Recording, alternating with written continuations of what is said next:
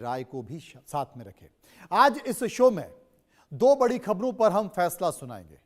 पहली खबर है कि क्यों मंदिर टूटने पर पत्थर नहीं चलते। मस्जिद के पास से अतिक्रमण भी हटाओ तो पूरे शहर में बवाल हो जाता है।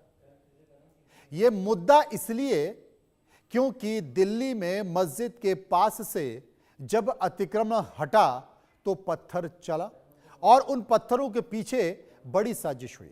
राजस्थान के चौमू में भी यही हुआ और उत्तर प्रदेश के संबल में भी कुछ ऐसा ही हुआ। यानी कि मस्जिद के लिए सवाल ही सवाल और मंदिर पर चुप्पी। तो जनता क्या सोचती है, उन आंकड़ों को हम आपको दिखाएंगे। दूसरी खबर बंगाल और ममता बनर्जी से जुड़ी हुई आपको दिखाएंगे, जिसमें ईडी की कार्रवाई के बाद बवाल शुरू हो गया है। ग्रीन फाइल्स में ऐसा क्या है जो ममता इतनी बौखलाई हुई है। खुद ईडी जहां पर छापेमारी कर रही है वहां पर पहुंची और पहुंचने के बाद वहां पर एक हरी फाइल जो कि डॉक्यूमेंट के तौर पर थी और वहां पर इलेक्ट्रॉनिक सबूत लेकर वहां से केंद्र सरकार के पास जो तमाम तरह की चीजें उस पर आरोप लगाए गए। अमित शाह पर भी जमकर निशाना साधा गया। छापेमारी में टीएमसी की पॉलिटिकल कंसल्टेंट फर्म आईपैक के डायरेक्टर प्रतीक जैन के घर पर पड़ी। इस दौरान ममता ने कहा कि मुझे माफ करें प्रधानमंत्री जी, कृपया अपने गृह मंत्री को कंट्रोल करें। अब इस कार्रवाई के विरोध में ममता कल 2 बजे एक मार्च निकालेंगी।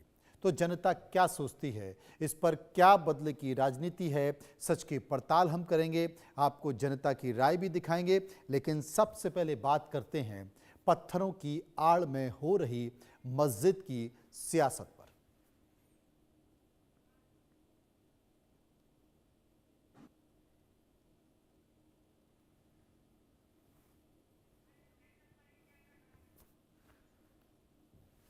टीपी नहीं है, इस पे टीपी नहीं है।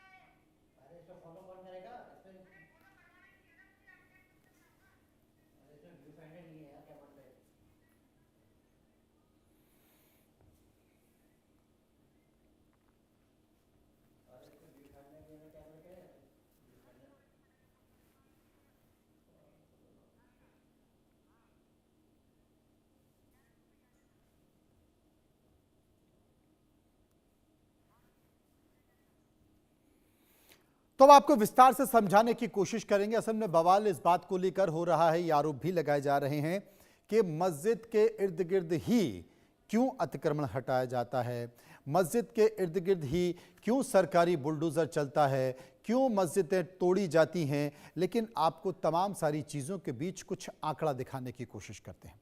आंकड़ा आप देखिए कि आंकड़ा क्या है, इसे गौर से देखिए और समझिए।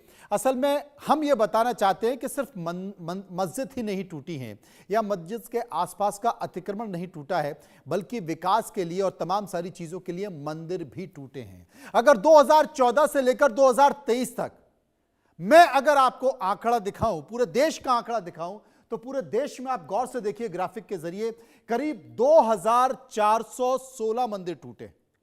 गौर कीजिए, मुझे लगता है कि शायद अभी तक किसी ने यह आंकड़ा नहीं दिखाया होगा। एक नैरेटिव बनाने की कोशिश की जा रही है, लेकिन पूरे देश में 2416 मंदिर टूटे हैं।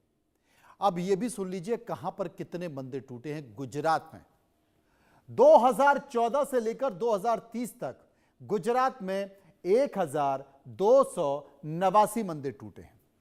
उत्तर प्रदेश में कितने टूटे हैं? करीब करीब अनुमानित आंकड़ा मैं आपको बता रहा हूं, उत्तर प्रदेश में 688 मंदिर टूटे हैं।